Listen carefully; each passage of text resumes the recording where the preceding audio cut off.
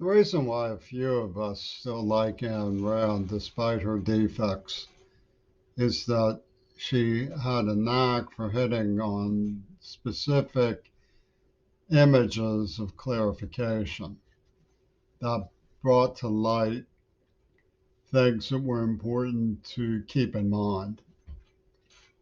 For example, she said very famously, people should be taught to learn how to say the word I before they say the phrase I love you. You should know the meaning of what that means to say I love you rather than focus too much on the you and then just throw themselves at something like that. For their own safety, it makes sense. So, well, I don't know if she ever really considered what's being done with her today, because I don't remember reading her ever approaching the problem. But the Wispansky Circle put her imprimatur on what they're doing, despite being ferociously at odds with her, even by their own admission, which is cute.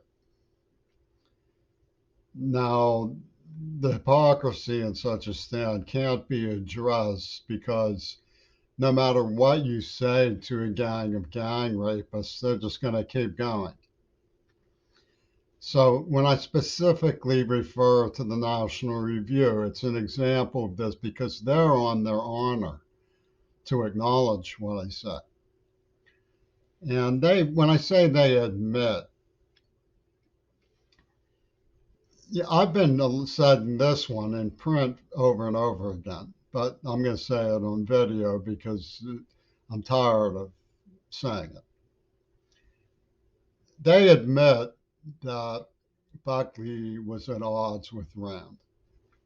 It came as a shock to many conservative students in Pitt when I asked Buckley to explain.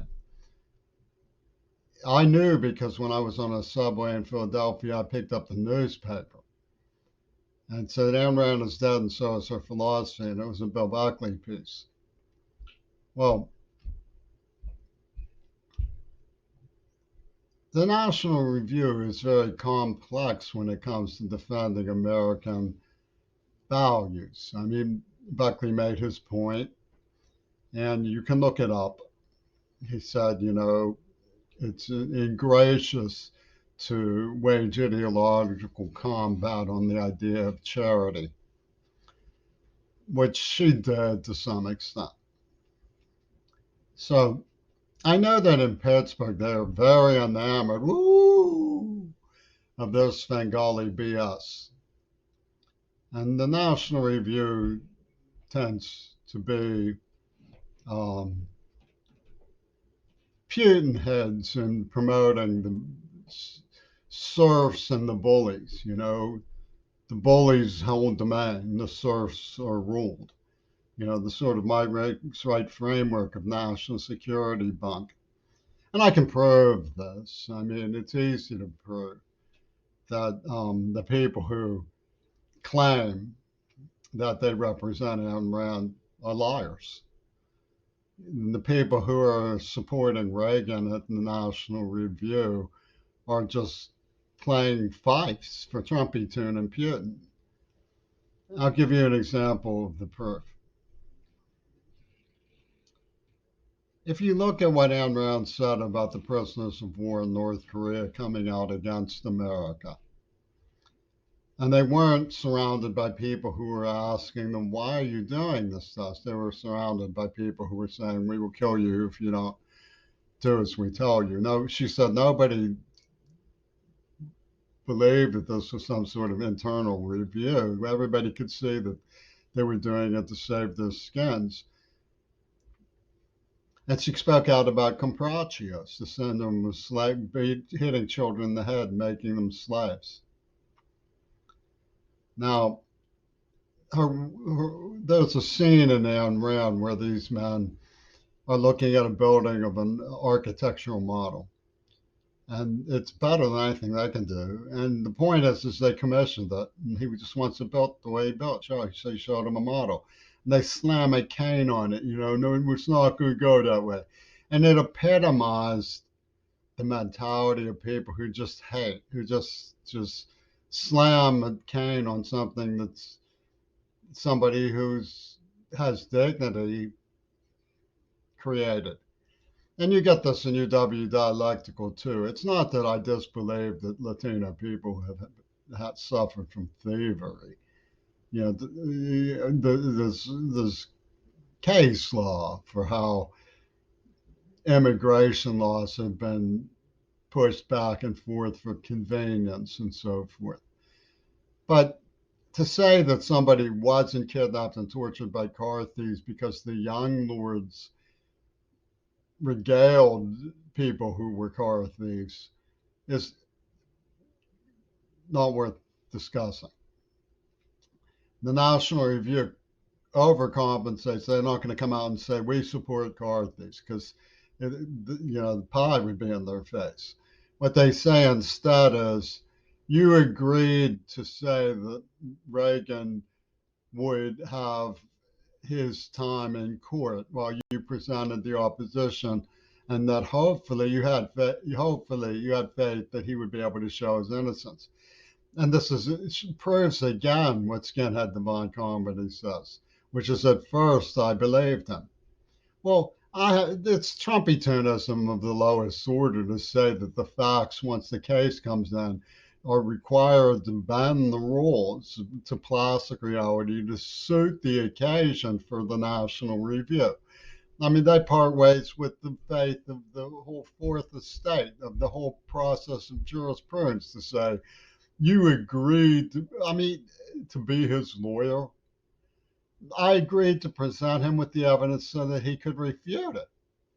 And, I shouldn't have been put in such an awkward situation. And the fact is, it was a lot like the North Korean POWs. They were holding a gun to my head. They had tortured me. So the National Review is off base, and anybody who says they represent Ayn Rand is over the top.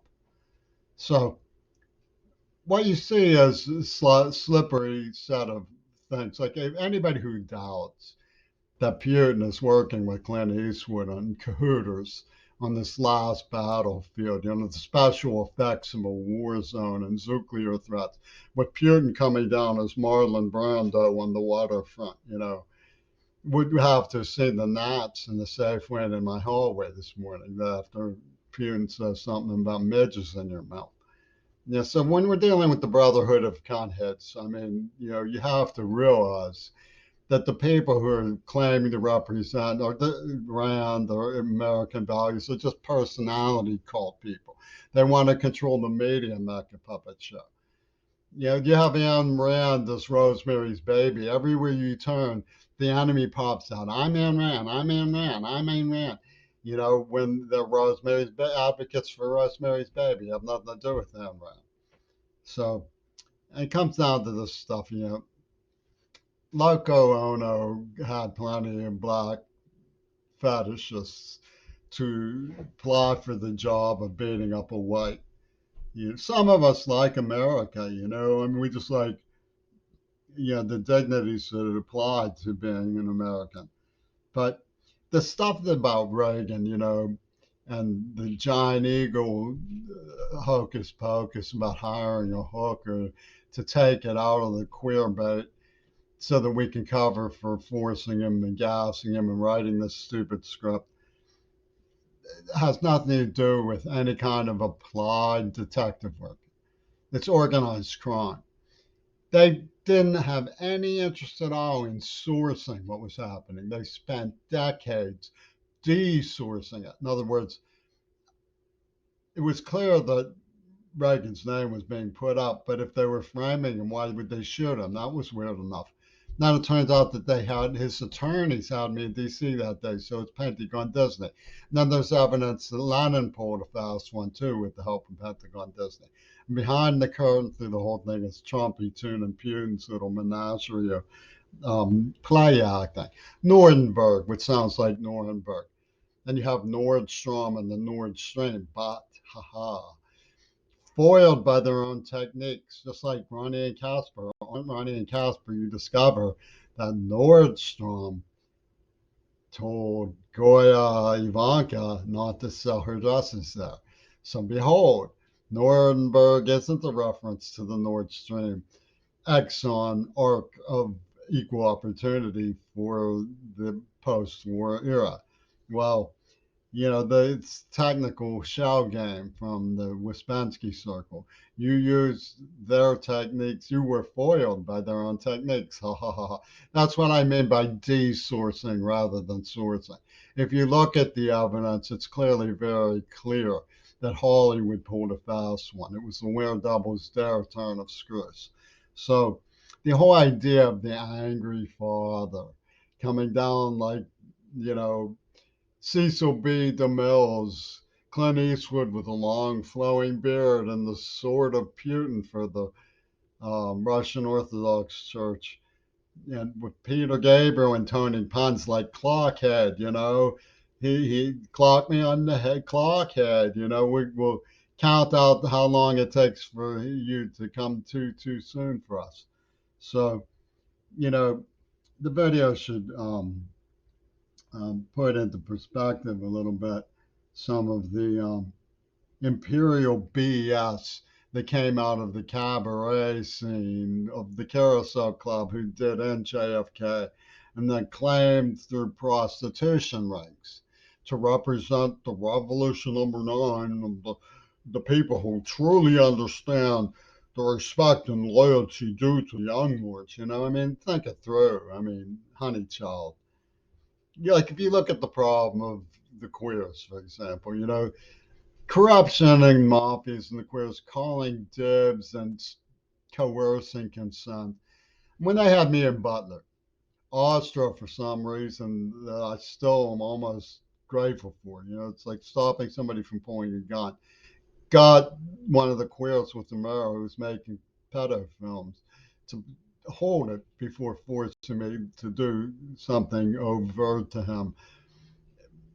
And like I didn't know what was going to happen. I was just frozen from torture. He either understood the gravity of what was about to happen, or he registered on him that my sister might have some limitations if my emotional state came completely unglued, which it often did. But it could have gone just one step further, and then maybe they would have gotten uh, uh, investigated by someone with some sense.